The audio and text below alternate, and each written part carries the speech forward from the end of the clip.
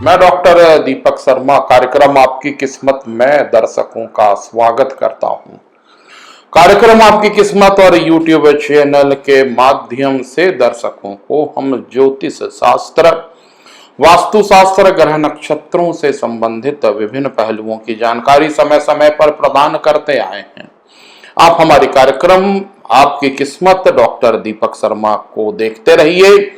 आप हमारे इस कार्यक्रम को जरूर सब्सक्राइब कीजिए, आप हमें लाइक भी कीजिए।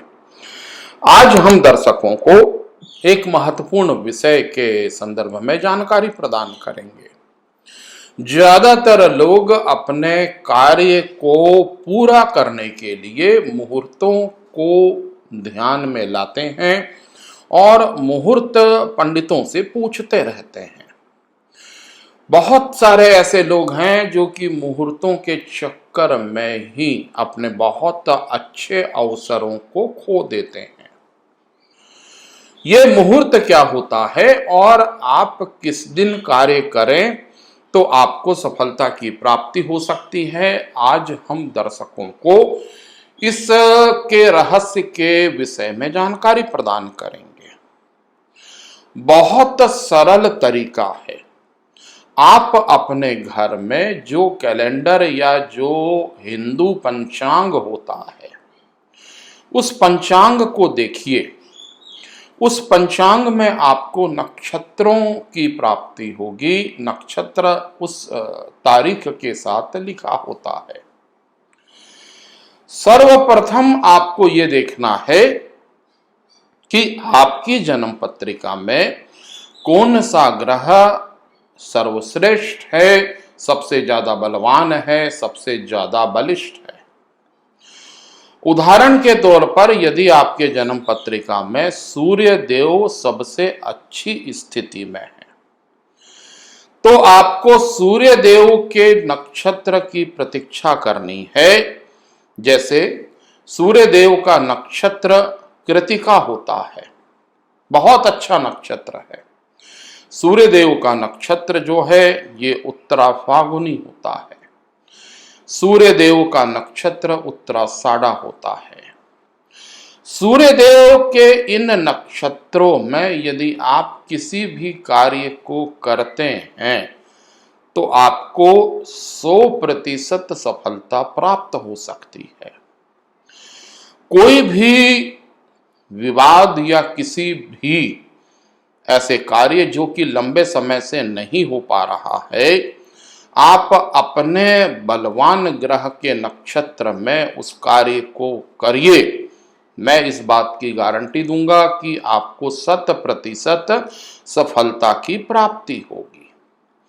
जैसे आपके जन्म पत्रिका में चंद्रदेव बहुत अच्छी स्थिति में है, चंद्रमा की बहुत अच्छी स्थिति है, तो चंद्रमा का नक्षत्र रोहिणी होता है, चंद्रमा का नक्षत्र श्रवण होता है, चंद्रमा हस्त नक्षत्र के भी स्वामी होते हैं। चंद्रमा के अच्छे होने पे आप रोहिणी, श्रवण या हस्त नक्षत्र में कोई कार्य करते हैं तो आपको सफलता की प्राप्ति हो सकती है। मंगल देव के बलवान होने पर आप कार्य को चित्रा नक्षत्र में करिए, आपका कार्य 100% सफल होगा।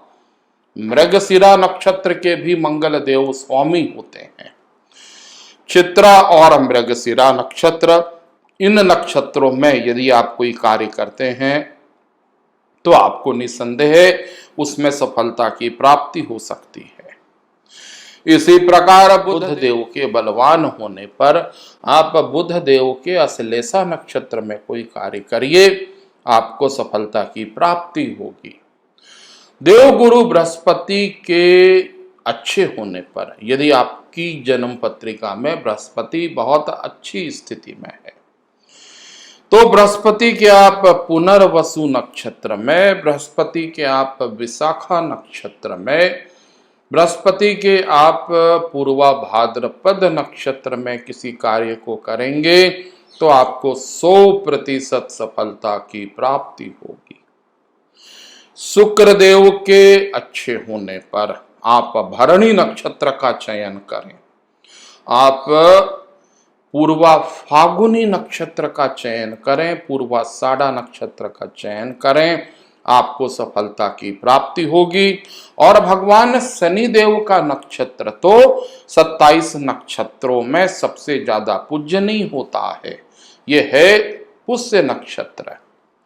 भगवान शनिदेव के अच्छे होने पर आप किसी भी काम की शुरुआत पुष्य नक्षत्र या अनुराधा नक्षत्र में करें तो आपको 100% सफलता की प्राप्ति होगी।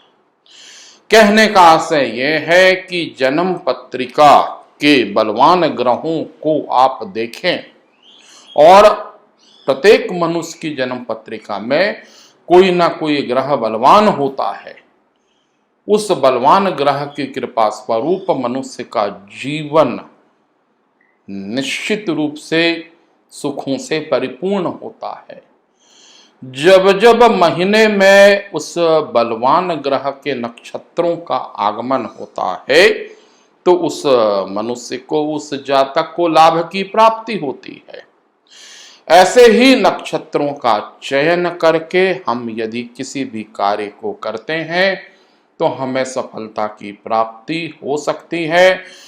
इसके लिए ना तो आपको तिथि देखना है, ना किसी दिन विशेष का किसी कार्य से कोई संबंध होता है।